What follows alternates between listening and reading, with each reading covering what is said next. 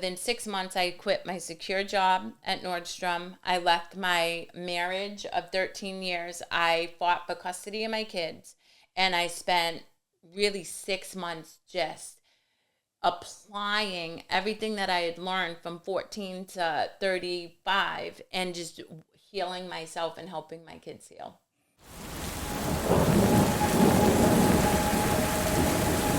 Yes, sir.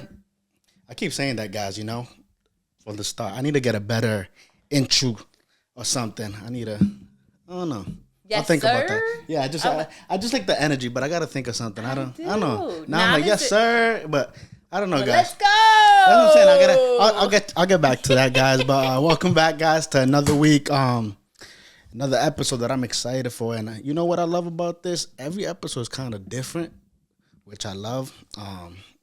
Back to the title, same storm, different story.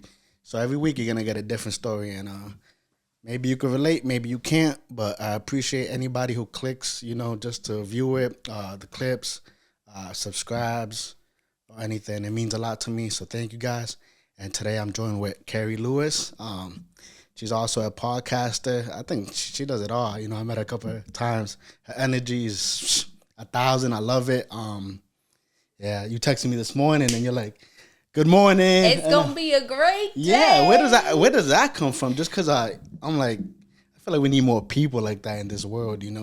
Well, you asked me earlier about somebody, and I said it's all about perspective and choice. And so often, Fidel, people assume that I am naturally joy filled, and I have cultivated that now, but I wasn't always. And so I struggled with addiction. I've gone through a lot, and what I've learned is the only person who was ever going to come save me was me. And the only way in which I could have a different experience than the one I was currently in, it was to change my choices and perspective. And so every morning now, I mean, it's a choice to either look at it as a beautiful day or as I'm just going to make it through the day. It's a Monday, oh my God, which I hear so many people, oh, the weekend's over. And I'm like, really? Because I'm blessed. My butt got up off the bed and I'm chilling. So Yeah, you told me you woke up at 5 too, which is, I yeah. think that plays a factor. Waking up early. I know some people are like, I'm not a morning person, but I feel like when you wake up early, the day just feels longer. And it's what, say 12 o'clock, and you're like, I already did this, I already went to the gym, Yep. I did this, I did that, and I don't know, it just feels, I feel like that plays a factor. And even if you do night shift, I guess, like if you are productive through the night, Yeah. but being productive, I guess that's what I'm getting at. Being productive is key. Whatever you're doing in life is like, just do it. Yeah, I think whatever it is you're doing, give it 110%. And actually, somebody sent me a clip the other day and I loved it. It was my brother in law, Manny. And it was Terry Crews talking about how he got cut from the Redskins. But Did yeah, he Oh, got wow. cut from the Redskins. Then, so he's sitting here, he's a dad, he has a family to support, he had just moved. And so he started sweeping floors to pay the bills. And he said to himself to change his own mindset, how would I sweep this floor if I was getting paid $1 million? And he took every action like that. And that's really what we do. It doesn't matter what you're doing, but are you giving it 110% or are you just skating by? And I think when you think about, looking back on my day thus far, I can tell you unequivocally, at the gym, I gave it 110%. When I showed up for my partner, Nana, I gave him 110% of my attention and my love. When I showed up for a friend, I gave her my presence. I was there with her. I wasn't on my phone. And when you come from that frame of reference, every moment is a win because you're able to experience it. You remember it imprints on yourself. Yeah. And back to when you had me on your podcast, I think I was focused a lot on the little steps. And it's like that. Every week is kind of different, like learning experience or like a different like mindset, at least for me, in life. And I think that week I was focused a lot on little steps. And I went back and looked at it and I said that a lot, but it's like that's where I was in life that week. And it's like you said, the moments, and those little moments add up to big moments. And it can mean a lot to a lot of people. Even you being there 100% for your partner, you don't know if he had a rough day earlier, Yeah. you know, or whatever happened earlier. He's like, oh, your friend, you just showing up for her could mean her whole day. Yeah, Yeah. 100%. You know, there's a quote that says, "Journey of 10,000 steps starts with the first." And that, so for the listening audience, I have a global mental health and addiction recovery business on top of podcasting and doing all these things. And what I encourage anybody and everybody to do is, if you don't like the situation you're in, don't go big. And that's where people get hung up. We're like, oh, I got to change my life, so I'm going to change my diet. I'm going to change my job. I'm going to change. No. Why don't you incorporate a glass of water in the morning and celebrate that? Because that is one change that is very easy to do that you can then celebrate, that helps build a momentum into more positive choices.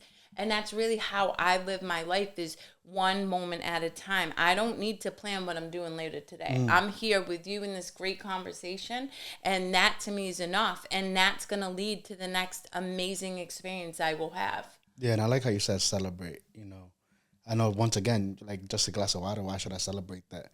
But everything is a mindset, and you celebrating that will make you feel good. And making you feel good could lead to something else. Maybe now, you know, you go up in the intake of water you're taking, and that's better for your health. And without even seeing it, I know we talked about manifestation before too. Yep.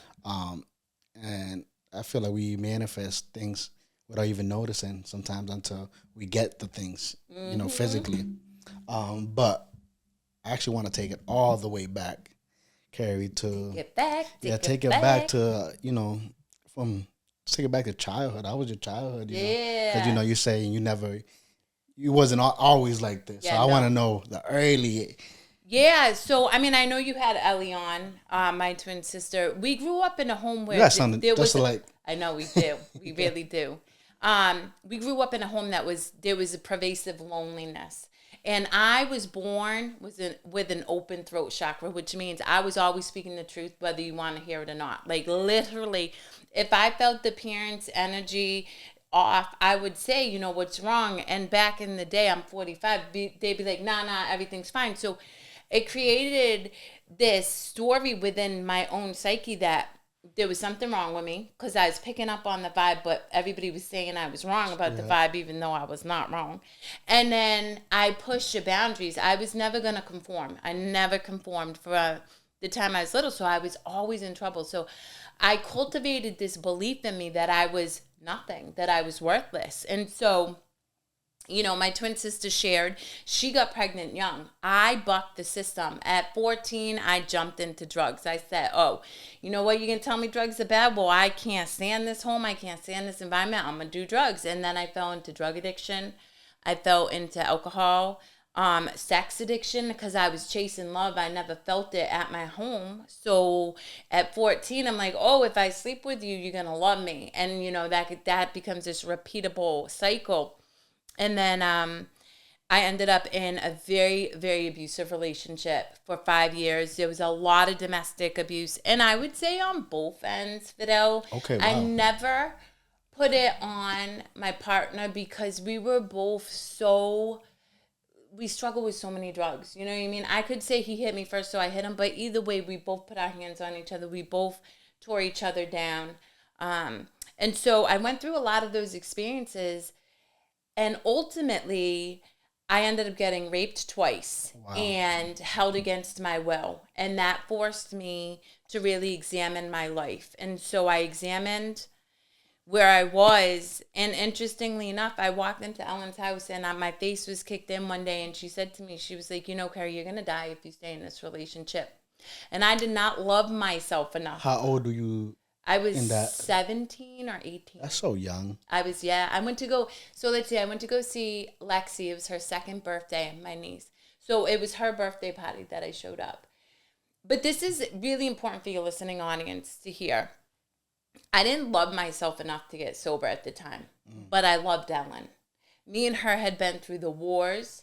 And even though we weren't close, like, that was my twin. And when she said you could die, my first instinct was, well, I can't leave you in this world to do life alone. Literally. Wow. And so it was her. And I tell people, because I'm writing a book, she will always be my number one first wife. It was me loving her enough to look at my own life and change it, to want to do better.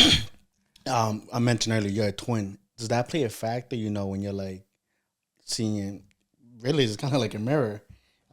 You're kind of yourself and your sister because you guys look alike, twins. Um, when you're like, her life is like this, and my life is like this. Like, I'm picturing you walking into the party, opening that door. She sees you like that. Do you see that in a way No, or not no? at all. So Ellen and I were brought up to compete with each other. Oh Like wow. one of us was always on the outs. We really didn't have a very close relationship, and even now we have very different understandings about life, but we have a mutual respect I and was gonna love for say each it seems like other. both of you guys could like have a conversation. Oh You know, yeah, you for know. sure. Yeah. And we're working on being able to be present without bringing in that past ideology. It's just a constant, kind of like I said, living in the moment. It's being present in the moment and okay with fumbling the bag, potentially upsetting her, knowing that it's going to be in the greater good of deeper connection in the future. But then, absolutely not. It wasn't a comparison or me wanting her life. In fact, she had kids, and I was like, oh, hell no. It was more that if I died, Ellen was gonna have to do life alone. She had Manny, but like in my Yeah, mind, yeah, we hundred had gone percent. through the That's wars your of sister at the end childhood of the day. together. Yeah. Yeah, and that's why I was able to look at her and say, nah, this ain't gonna. So I ended up leaving. I took my ex through the court system. He that was a brutal time, but actually, fun fact, I'm obsessed with skulls. Anybody who knows, my business logo is a skull. I have skulls, shoelaces, everything skulls. And it is because when I was going through the course system and preparing to testify as by myself, I'm young, somebody told me skulls were a symbol of protection. And so I started to wear skulls that day, and then it kind of morphed into where it is now, which is like That's yeah. I have such a huge affinity for skulls. Looking back, it's like I know when you tell a story, it's like it happened like that, but in reality, it didn't happen like that. How was there like the transition of you changing that? So, one of the greatest gifts my parents ever gave me was the ability to read. So, unlike Ellen, who went to college, became a nurse, I didn't even finish high school, but I loved to read. And at 14, despite struggling with drugs, I started studying psychology because I wanted to understand how my parents could have six kids and be ill equipped emotionally to provide for them. I mean, they gave us a house, we had a house, we had our food, but emotionally, we didn't get our needs met the way I had needed them to have a different experience. So I started studying psychology and I started studying philosophy, which led to theology and all these things. And so through the court case, I really just leaned into reading and working. And my parents also gave me an amazing work ethic. So I found myself in leadership at 17 and working up the corporate ladder. So I worked three jobs. I was working at Starbucks, Bank of America, and the Worcester Police Station, there banking. So I was so busy that I just kind of got through it and didn't really think about it. But the problem with that, Fidel, and this is where I'm really big in addiction for people and breaking through mental health issues. If you do not examine your core beliefs about yourself, you'll be a slave to addiction. And so I did. I fell into work addiction, this idea that in order to be worthy and achieve success, I had to work and hustle. And so I worked 5 a.m. to 10 p.m. I ultimately had two kids and was married, but I was driven by this belief that I was never going to be good enough. And so I was constantly chasing more and more and more instead of being able to appreciate that I had a secure job, that I had a house, that I had a marriage, I had two children. I wasn't able to appreciate it at the time. So when does that mindset kick in? So again, theology led me to quantum physics and neuroscience and the biology of our beliefs. So I'm very well educated and my oldest sister passed away. And she Yeah. drank herself to death. And by the time that she passed away, I had fallen back into alcohol addiction on top of working. Despite all of the information I had to break those habits, it's hard. You can know what you need to do, but to actually take the action isn't as easy as one would think, even with all the information in the world. So when Shelly passed away, in that moment, I actually sat in all her blood. She threw up all her blood. I ended up in her apartment by myself. I'll never forget because I called up Ellen and I lost my mind. I'm like, I'm sitting in all her blood. And then I hung up the phone and I had an out of body experience. And whether you believe in something greater than you or not, I connected with something so deeply personal but greater than me. And I knew in that moment, I just knew. Not only did I have the wisdom and the capacity to break the generational trauma that has pervaded our families for decades and many generations of my family, but I could also break free myself from all the suffering and the stories. And I did. And so within 6 months, I drove cross country from my sister's house in San Diego. And within 6 months, I quit my secure job at Nordstrom. I left my marriage of 13 years. I fought for custody of my kids. And I spent really 6 months just applying everything that I had learned from 14 to 35 and just healing myself and helping my kids heal. How do you call it? An experience like that, I feel like could either go either way for Yes. for human beings, because that could make us. I would think some other people would be like, It seeing your breaks sister, psyche. yeah, it breaks it more, and it's like, I don't know, that pain leads to more aggressive, addicted things. So it's like, I don't know. It's just tough hearing situations like that, and I admire people like you because you broke through it. I know it's not easy when you're telling you hear your story and people say or think it's easy just because they hear it. But actually living something like that, it's crazy. So thank you for sharing that first. Yeah, I'm proud. Listen, I have everything I've gone through, I've transmuted the emotion behind Yeah. it. And this is where I encourage people, and Ellen and I actually feel really strongly about this. I don't like traditional talk therapy. I think that our mental health system keeps people sick. If you're having a great day, and then you're like, oh, I got to go to my therapy appointment, and all of a sudden, tell me about your childhood. Do you believe in that therapy? I I think that there is a time and place. I had a therapist who helped me immensely, but I also think that you don't need to dredge up your past to heal.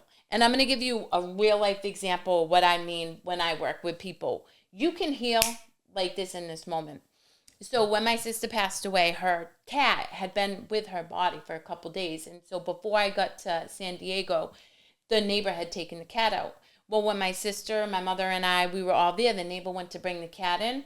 Oh my, the cat spazzed, like flipped out, wouldn't go into the apartment. Now, because I had just gone through this really difficult situation, you disassociate a little. You have to get through like the first days of somebody dying. Well, fast forward a couple of years, my daughters, Nana and I, were watching the last movie of the Hunger Games, and the character's sister dies and there's a cat in it. So in this scene, the cat jumps through the window, and in that moment I fell apart. Like I lost my mind. I was bawling, I was sobbing, I was curdled up on the floor like a baby, but I didn't judge it. I let myself feel those feelings. In that moment, I didn't say this makes no sense. It's a story.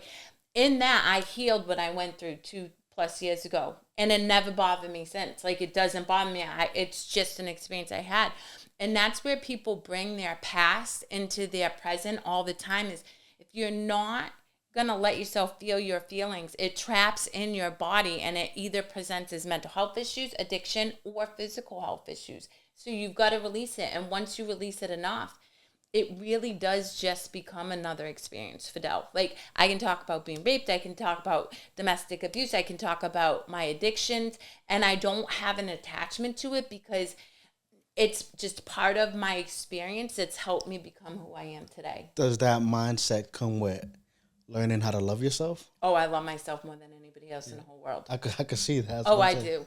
do. And like, even, and that's the thing is, I was just having this conversation with my friend Jen.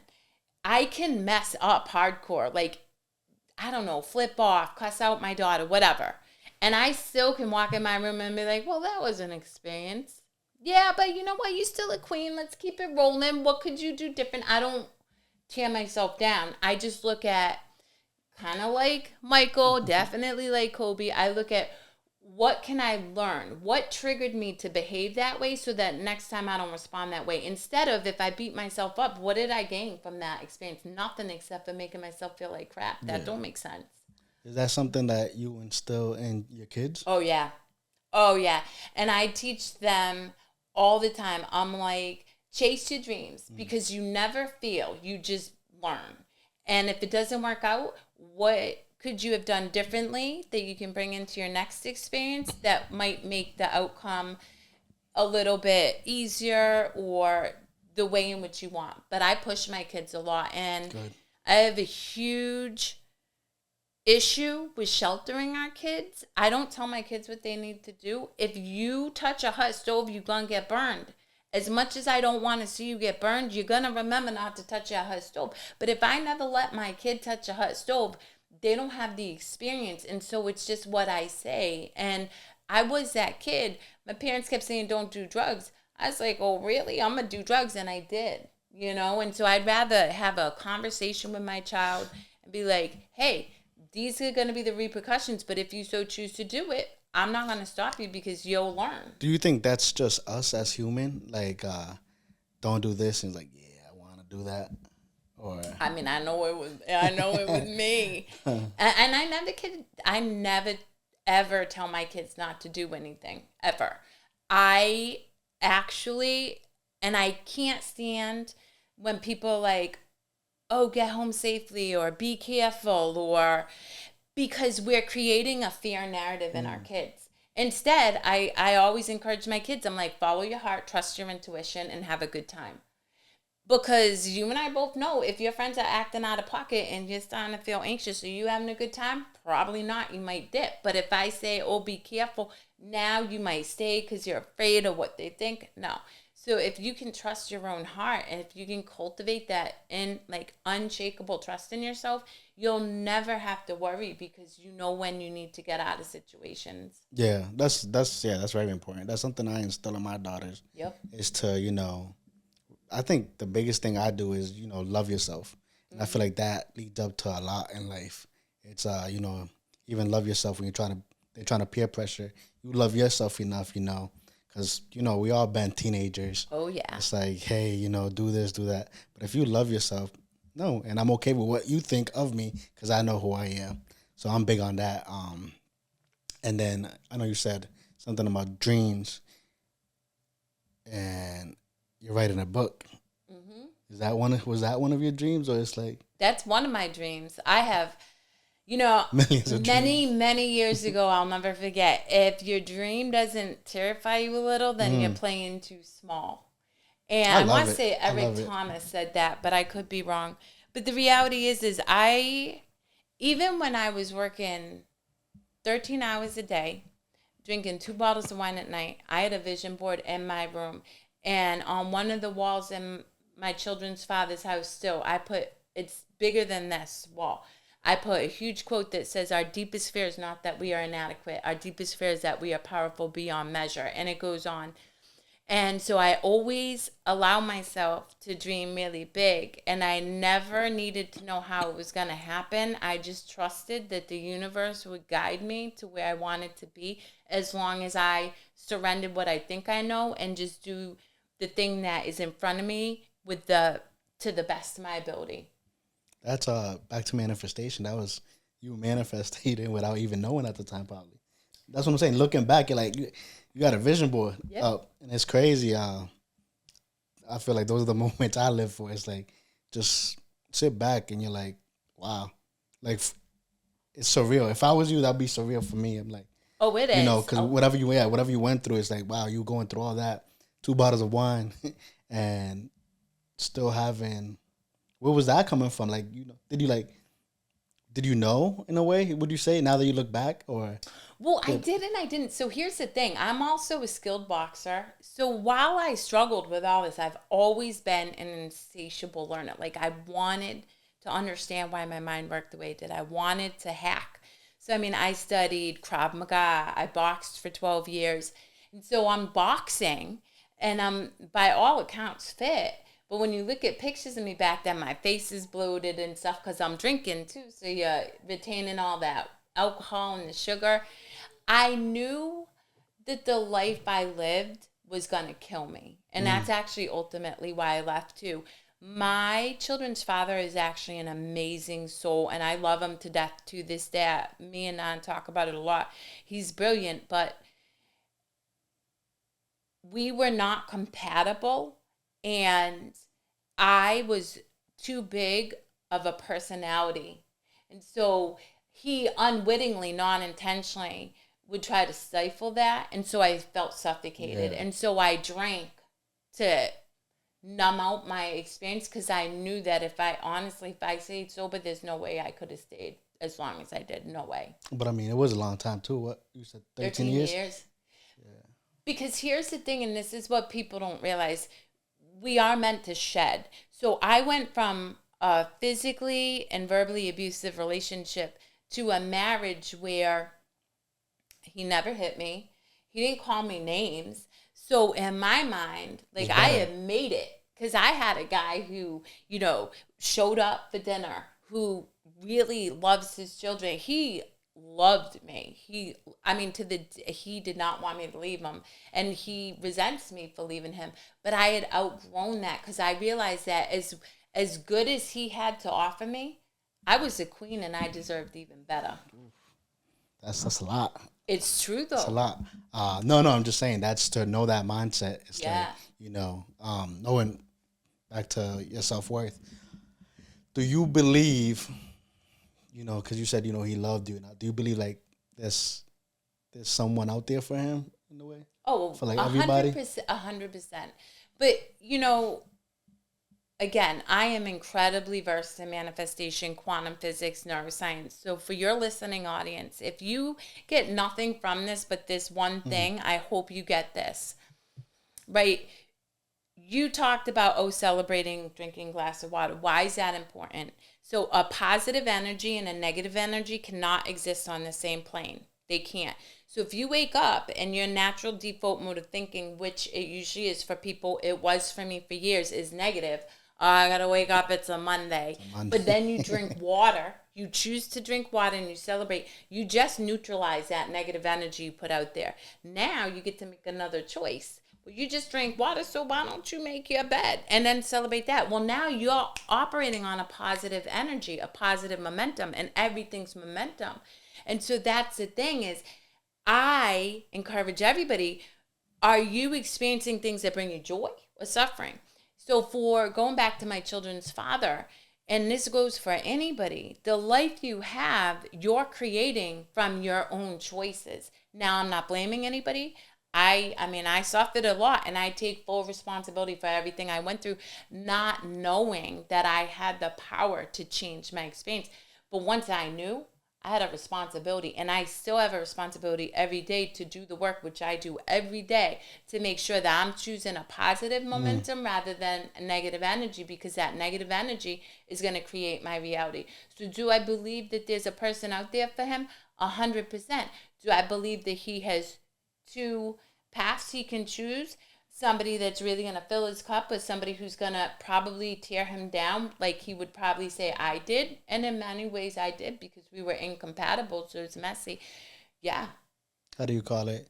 After leaving that relationship, was there a time when you're like, I should go back in a way? So this was what, and this is what I tell the girls to this day. I love him. I mean, when I say beautiful soul, he's brilliant. But if you're not actively working to grow and expand, you're actively contracting. And that's just true. If even the universe, it keeps expanding, and then guess what? It's going to contract. You do not stay. So for everybody out there who's saying it's too scary to take this step, maybe, but what's going to happen is you're going to get locked even further into suffering, and that's what happened. And so when I looked at my relationship, I had to choose, do I love you or do I love me more? And I chose me. Good for you. Good for you. And I want to bring it to now, your partner now. It seems like you guys are. That's my big. Yeah, That's what my I'm saying. Look best at the smile. you don't even. Well, so I manifested him. So a year before I met Nana, I took a little index card. And this is the other thing about manifesting, guys. Words have power. Everything's in energy. So you want to think about how you want to put things out into the world. You don't want to say, I don't want this, this, and this, because your mind doesn't understand that. So I got really clear. My partner works out, makes me laugh, never raises their voice, takes care of their family, all these things. I wrote it down. And then fast forward a year later, old habits die hard. I live in Connecticut, but my car was registered in Mass still.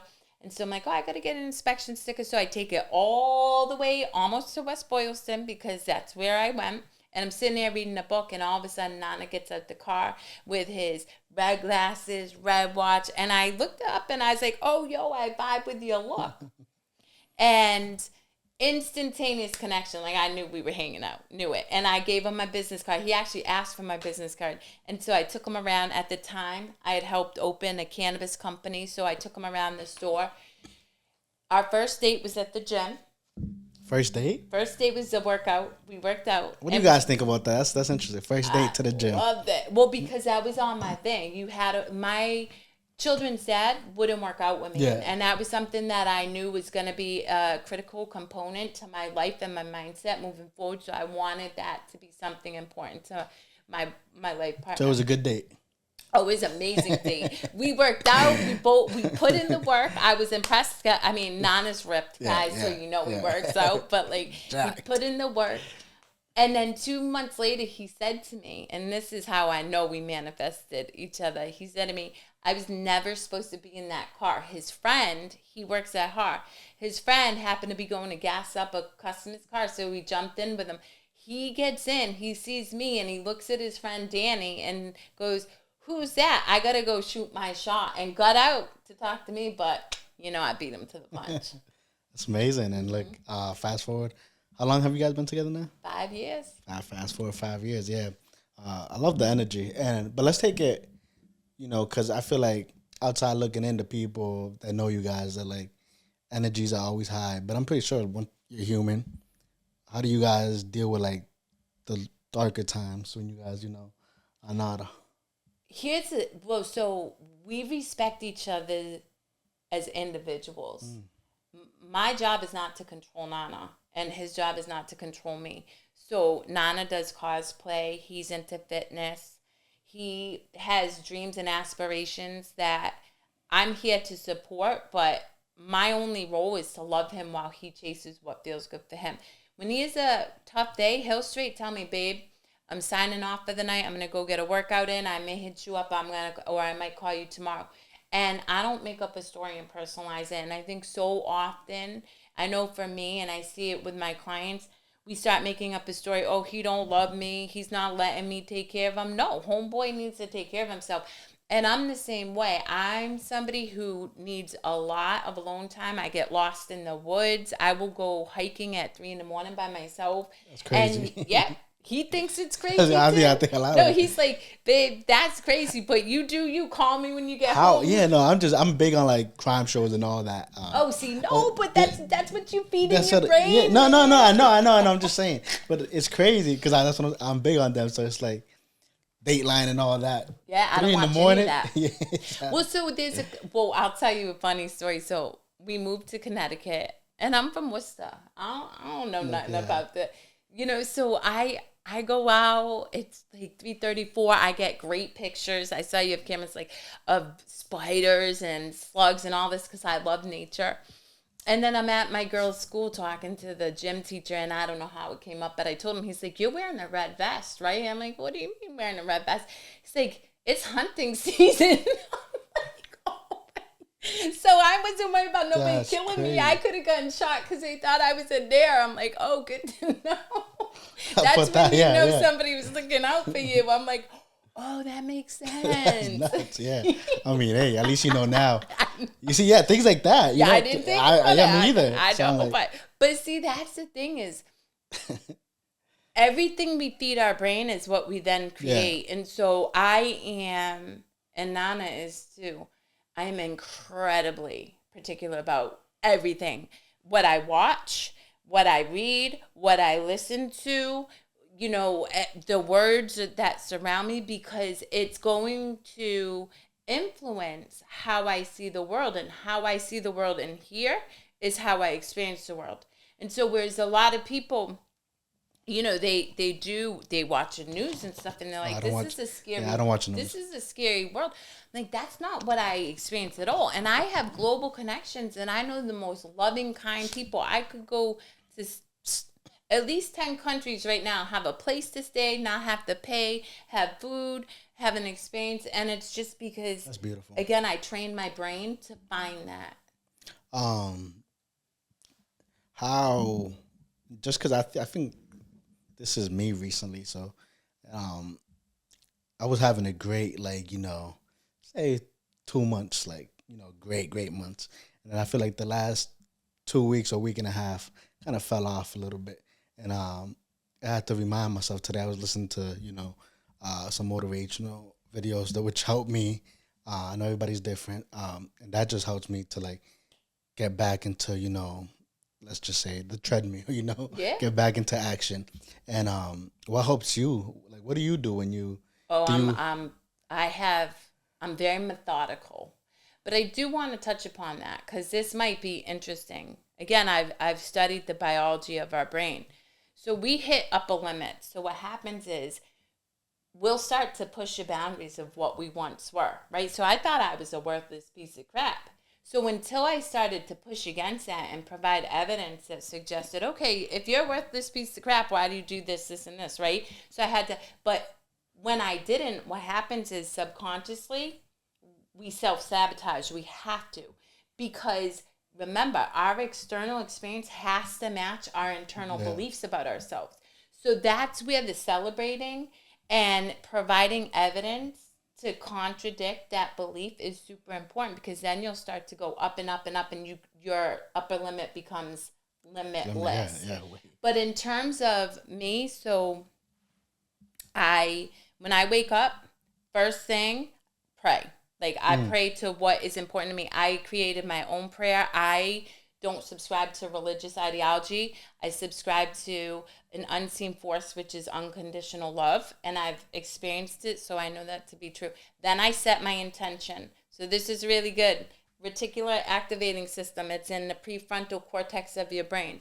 It is your GPS. So if you want to find a blue car that's a Mazda 6 or whatever, you say, oh, my intention is to see a blue car. And I kid you not, if you forget about it, you will see a Mazda 3. So set an intention. So my intention every day is to be a vessel through which love is shared and received, and laugh often. That's it. Simple, boom, boom.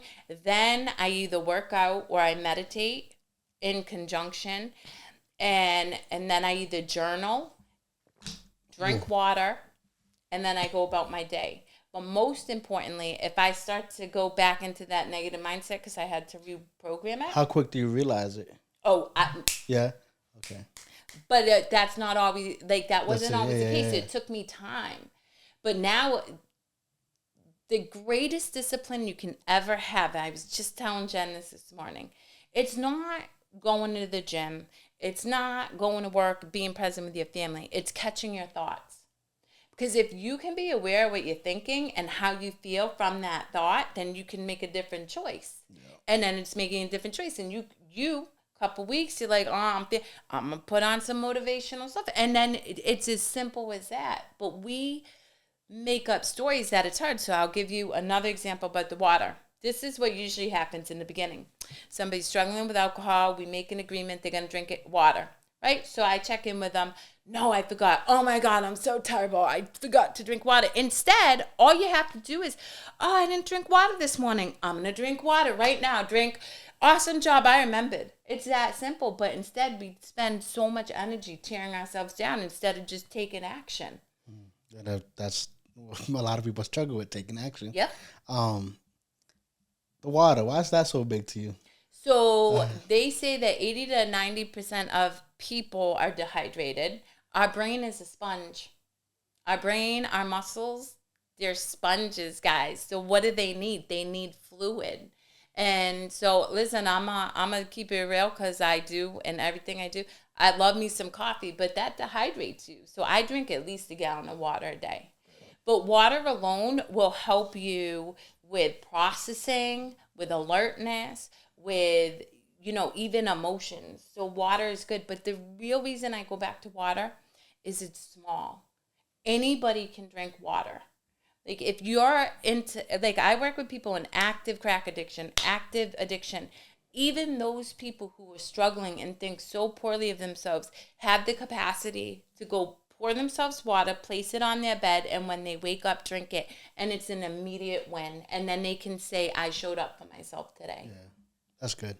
I know you said, when I mentioned dreams, you said, oh, I have many dreams. What are some of them that you haven't accomplished yet? Global motivational speaker, to achieve enlightenment, which is to connect with source in a really personal way. I know a lot of people who already have.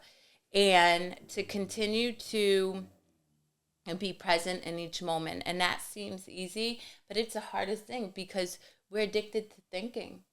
Our greatest addiction, myself included, is to overthink. Even this morning, I woke up and I was anxious, and Nana was next to me. He's like, "Hey, babe, how you doing?" I'm like, "I don't know. I'm kind of anxious," and it's just because, again, my natural default was to be afraid, not be good enough, and so I've created this unshakable discipline to get myself out of it quickly, but my mind still thinks. And so it's being able to be present in the moment. That's the greatest gift. And then lastly, to continue to bear witness to my two beautiful children express themselves fully. And what I mean by that is to be so confident and free in who they are and love themselves that they aren't afraid to do, be, or, just they'll show up in life. And be them. And 100%. And know that they are unconditionally loved by me, and I will never ask them to conform, to change, or to question who they are, because they know that they got at least one person in that corner who will be there ride or die forever. That's sometimes all you need, that one person that, believes in you. And I think that's beautiful because a lot of people don't have that, and that's why they're not them, But I think they all do. It's just we want it to look a certain way. So here's the thing. I held so tightly to this idea of mom. I had to mourn what that person was to me. Yeah. But as soon as I let that go, this one person had to be these, nurturing support systems. I had mad women come into my life. It's a teacher who says, "Oh, Fidel, you're a really creative guy. You should chase that." It's just that we want it to look a certain way, so we block out all of the people who could potentially help us. And that's why I encourage my girls. I'm like, don't limit yourself to me lifting you up. You aren't lifting yourself. There's micro moments that people might just smile to your point in the beginning. Just a smile could be the one thing you needed to be seen that day, so you keep carrying on. Yeah, that's deep. But in all reality, Ellen and Manny, and I tell them a lot. For you. For me, now it's my kids and Nana too, but without fail, they call me the crazy twin. Like, even some of my dreams to them, especially in the beginning, they're like, "Girl, you crazy. Like, you crazy." But they never dissuaded me from chasing What was the craziest dream that you achieved so far that you were like, even people were like... I have a global business. And I did not do it traditionally. Everybody's like, "Oh, you need to network. You need to do marketing. You need this. You need this." I built a global business in 5 years with $80,000 worth of debt. As I already mentioned, I have a GED. I didn't go to college. And I did it by staying true to myself. And that that wasn't, I mean, I want to be a motivational speaker, but a global business to be able to say that I can support and serve people in different countries, that's huge. Yeah, that sounds pretty cool to me if you ask me.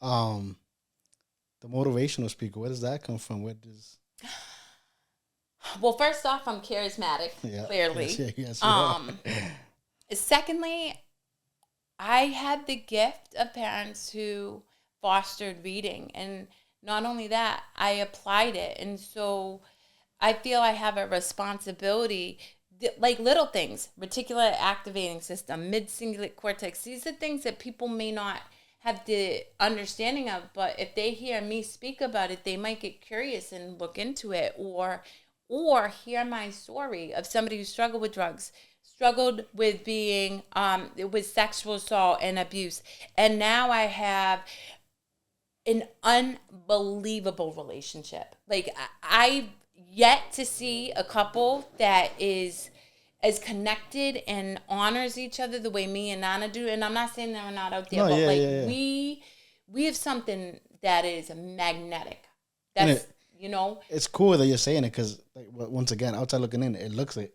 Oh, but it really is. Exactly. So and that's what we tell people. With like, you don't have to believe this. You can come up on the street and people met me at the con and they're like, damn, like you, because we're for real. You get what you see all the time, 100%. I'm out of pocket. We put out crazy content because you're going to get the whole of us messy. I could be booger crying. But, and that's the thing is, if I can give people hope that if I can do it, then you can do it. That's why I feel it's not even something I want to do. It's a responsibility to extend a hand to the next person who wants it different but doesn't know how to get there. Where does that come from? Is that like something you wanted looking back? Or it's like I always...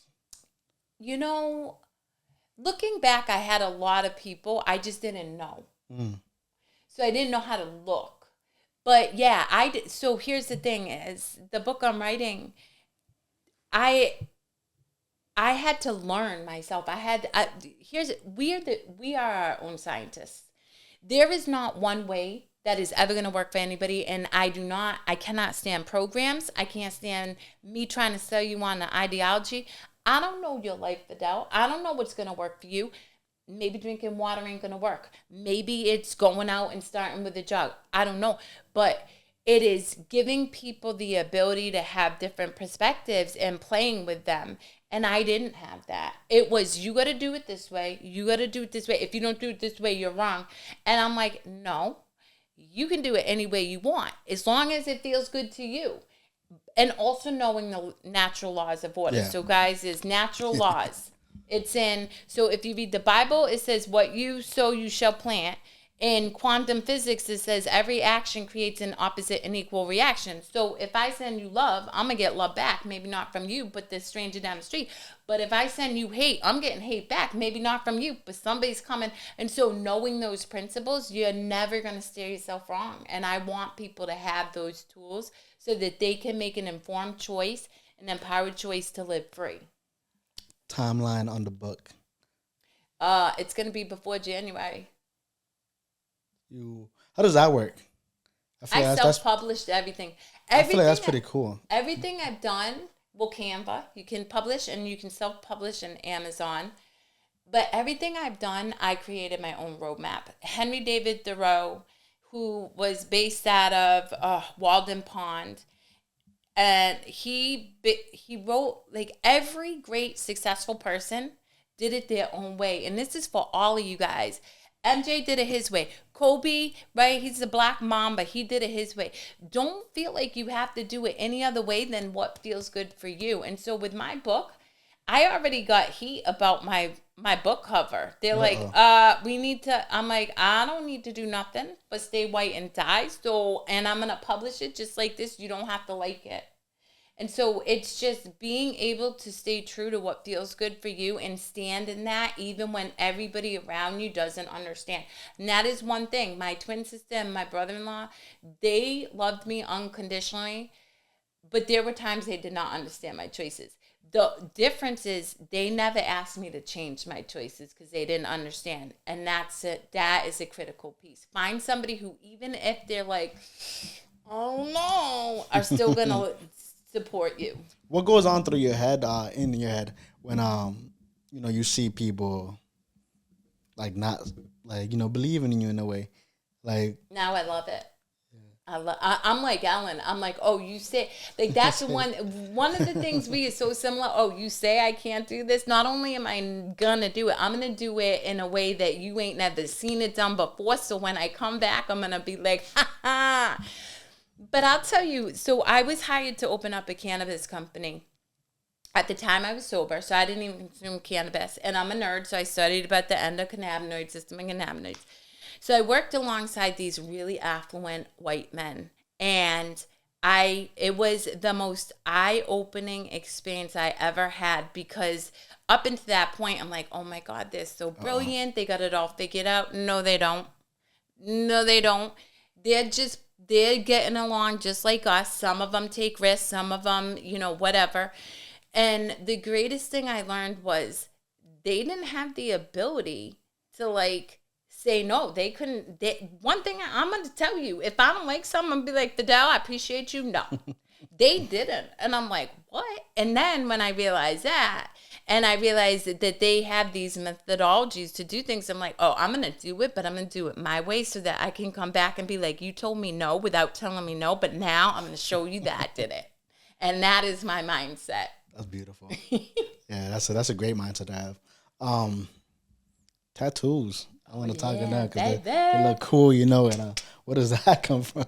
Well, so this earlier, before we went live, you talked about doing a mural, and I love that for so many reasons. So again, knowing how our brain works and we're addicted to thinking, when we're having an emotional experience, it goes down here, right? And what happens is it slows down the chemical reaction to your prefrontal cortex. So even though okay, I got to think positive, or you're not thinking logically, because visuals are a very beautiful way for you to look up and be like, oh, nope, making a different choice. And then you make a different choice. So when I was young, for whatever reason, I love you, Mama, but I just could not subscribe to her ideology. And she would always tell me, oh, you're not going to make it without your family. So I tattooed "To Thine Own Self Be True" on my arm. And then I wrote... Was that the first one? This was one of the very first. I have really ratchety tattoos just to get them, but they're all covered. You can't see any of them. But then I'm like, feel the fear and do it anyway. I was boxing and I had to go in and fight at the Palladium. And I'm like, okay, I'm a little nervous, but I'm going to go in. And so I put that there. Oh, you had boxing matches? Yeah. So I fought for the Worcester Police Department. They used to do what's called... Yeah. And I fought for them. Me and Ellen were supposed to fight each other, but she got deployed. That's crazy. Yeah, we had a newspaper article written up and everything about us. That was super cool. Shout out to Carlos Garcia, because he's an amazing boxing trainer out of the Boys and Girls Club. He's the greatest probably here. He's a solid dude. Yeah, but so I'm very, very deeply connected to spirit, as I shared, but the earth. So this is the 4 elements, and I got that one. And then I was in a car accident, and it caused me to have severe depression, like suicidal ideation and stuff. So when I came out of that, I had Nate Everard out of Leominster. He does all my solid work. He does it freehand. He doesn't even do stencils. Oh, wow. And it's a half phoenix, half woman rising from ash. And then because I love skulls, I have skulls. You have to have one. Skulls. Oh, I got skulls. But interestingly, this one. So this was last time I saw my oldest sister alive. I was in San Diego with her. We got matching tattoos. Oh, wow. So after she passed away and I knew I was going to open business, my business logo, my original business logo is this skull. And it's an ode to my oldest sister. Was she the oldest? She was the oldest, yep. Out of all of you guys? All of us. Yep. Did you guys all kind of have the same childhood, or do you think there was one that was more favorite? So, like I said, we were all brought up to keep somebody on the out. So somebody was always bad. Shelly was always bad to us, and then I was always bad. It was such a crazy dynamic because even now, like full transparency, Yeah. I have to catch myself not comparing myself or trying to compete with Ellen. And I mean, it's a conscious choice because that is my natural default. Like, oh, I can't let, even though that is my twin sister, and I love her immensely. Shelly, she was 5 years older than us. And she, it was just, she had a raw deal from the jump. You know, she was narcissistic. For anybody out there, you know, she grew up hard. She fell into drugs early, and so she was very self-centered in a lot of ways. But at the end of the day, she was a product of what she knew. And so I give her a lot of grace, and honestly, the way I look at Shelly, and again, everything's perspective, is she gave her life so that I could change the generational trauma. Like she died so I could have that experience, so that I could break that. And that's the other thing you said, what's the greatest accomplishment I've had? I take it back. It's not the global business. It's my children. Because they 100% are not a product of my family's generational bullcrap that has led us to suffering. And so in that, and Nana and I talked about this yesterday because a good friend of ours passed away suddenly last week of a heart attack at 50. Sorry to hear that. And but we were talking about it, and I can honestly say I plan to live a long life and I have lots of dreams to accomplish. But if either one of us died today, we will have achieved more in our lifetime than some people do in their entire life of living 80 to 90 years. And my greatest accomplishment is my daughters. That's beautiful. How do you call it? You just said you accomplished a lot already, right? What are some things that you know that makes it true to you saying, you know, I accomplished more than a lot of people have? I work in addiction recovery, and I see people who sit 20, 30, 40 years in sobriety, but they're dry drunks. They never change their mindset. They never came from a place of being victimized by life to empowered by life. And that is how I know. Because if you look at our society as a whole right now, you can see just by the narratives, by what's being fed in the news, that most people come from a life is happening to me rather than life is happening for me mentality. And that alone makes it so that I've accomplished more than most people do. Yeah, the mindset. You had a great mindset. I know you said, you know, it wasn't always like that, but it feels like in a way it was always like forming to it. Oh, I've always been fiery. Yeah, yeah. Like, you know, it's so funny because I was thinking about this. I was always in trouble. Like, I was going to push the bounds of everything. My parents, everything. So I was always in trouble. I remember scrubbing the floor, always. But I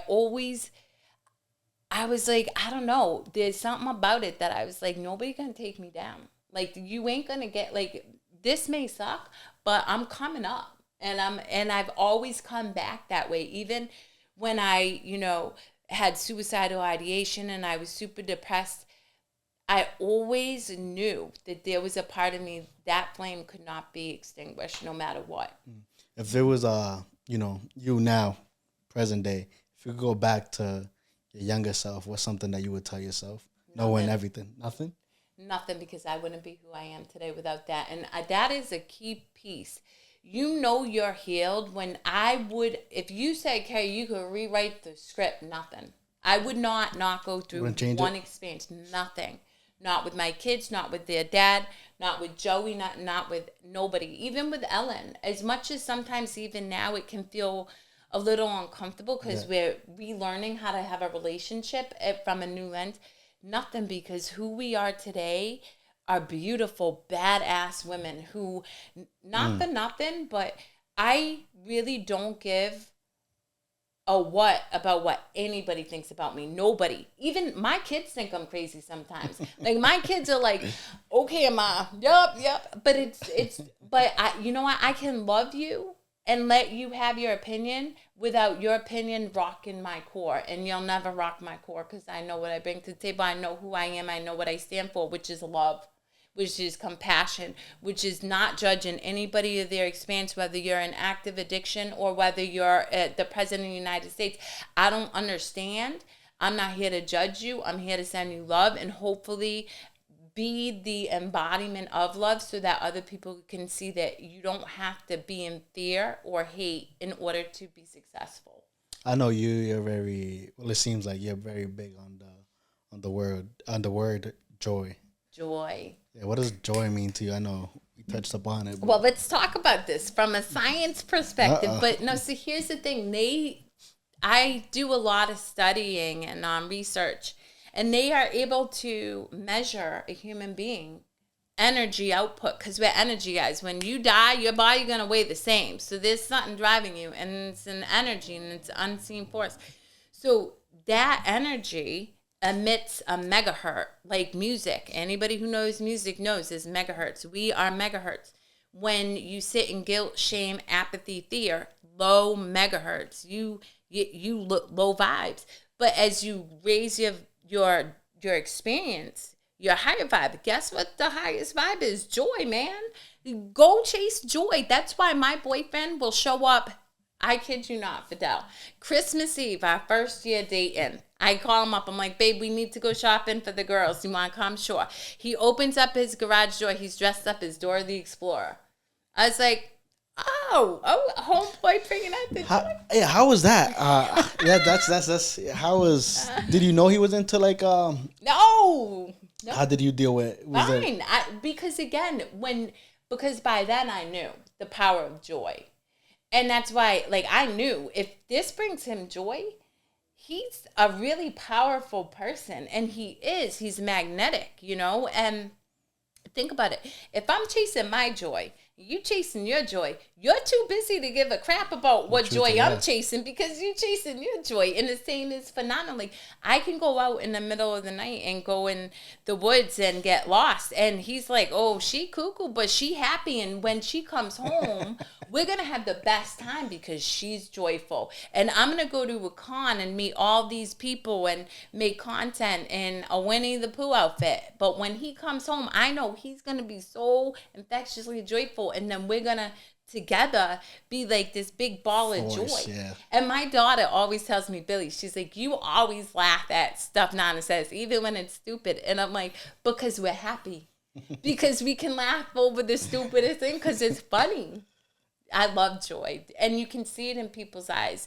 In fact, the Dalai Lama, if you look at Gandhi, if you look at some of the greatest spiritual people, look at their eyes and they have a gleam in their eye. And you're like, oh, I know you a jokester. And you are, because the more you connect with something greater than you, whatever you determine that to be, the funnier life becomes because you don't take it so serious. Yeah, sometimes. Yeah, no, 100%. Did you ever think like that's how you go into the family function, or you were like? Oh, I didn't care. I never like even. But that's the thing is, like, I don't think about stuff like that. My mind doesn't even think about that because for me, thinking about that is worried about what another person thinks, and I really don't. Because think about it, that is a lot of wasted energy. If I worry about how Fidel, thinks about me showing up in this interview wearing a Driven Queen shirt with my tattoos or whatever, then I can't show up present in this interview. But if I just roll with what's coming on, then magic's going to unfold no matter what. It can't not, because we're both present in the moment. How about him?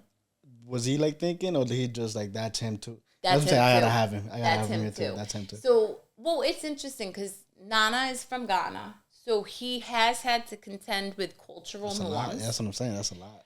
But that's where, like, he and I are magnetic, because where I show up fully expressed, he has a crazy babe who will go do crazy things. So if she didn't do it, I'm going to do it.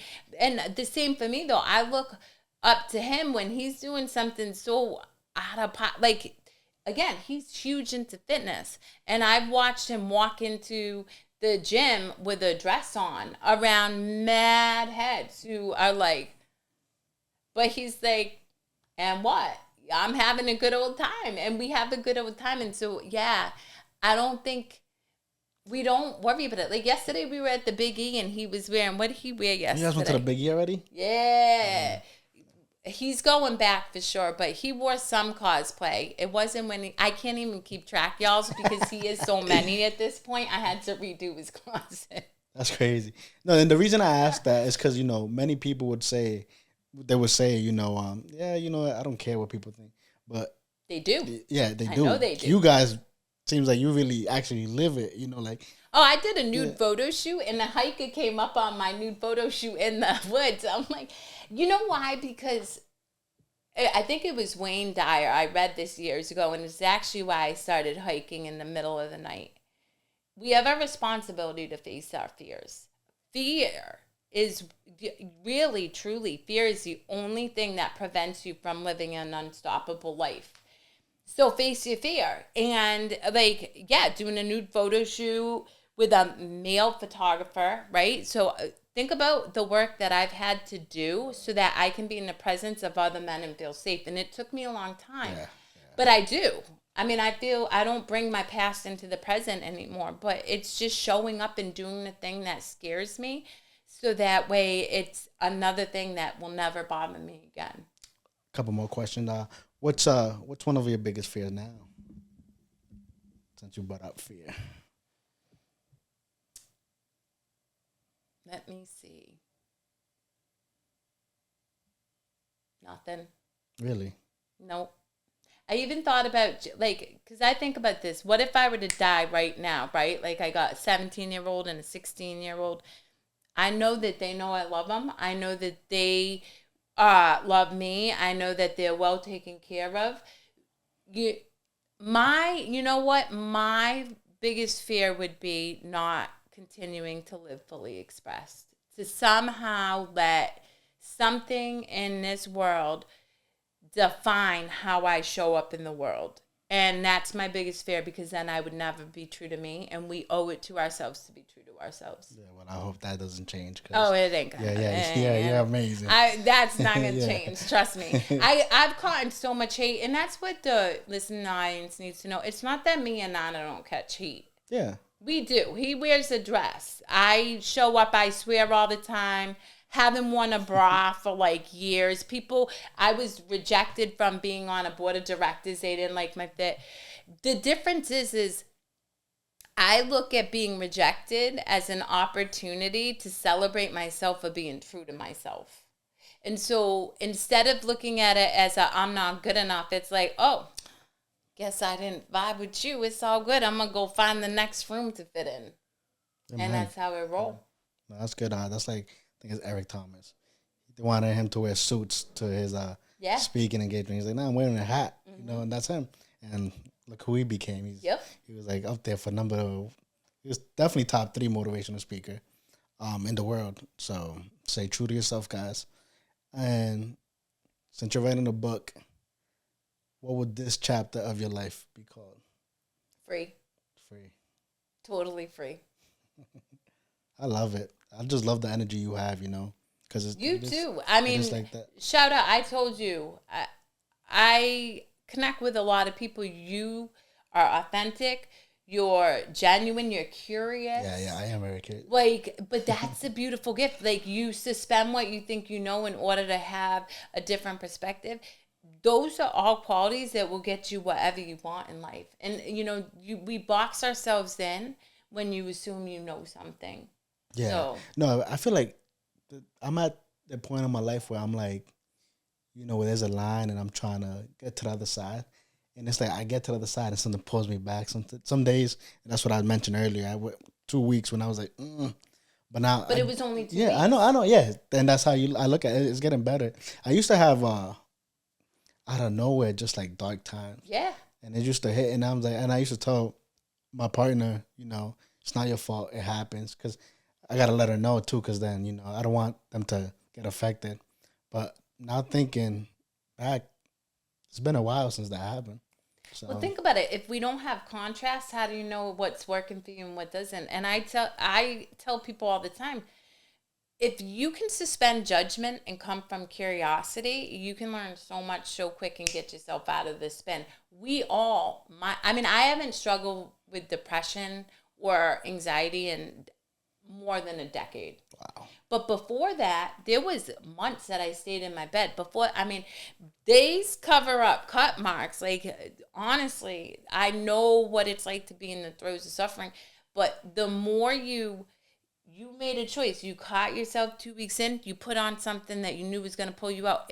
And this is the other thing, don't quit. If that doesn't work, go for a walk. If that doesn't work, put on music you vibe with. If that doesn't work, call a friend.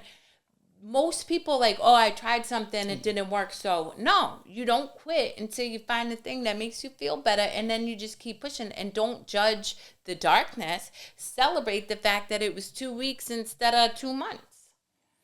2 more questions. One is, who's somebody you think I would, other than Nana, because I know he's a good one, that would sit here and give me a great conversation? Oh, there's just so many people. Well, locally or globally? Whatever. Yanko Yankov. Is that your podcast host? He's a great conversationalist, but it's very out there. And then for another, I know so many people. I'll take them all.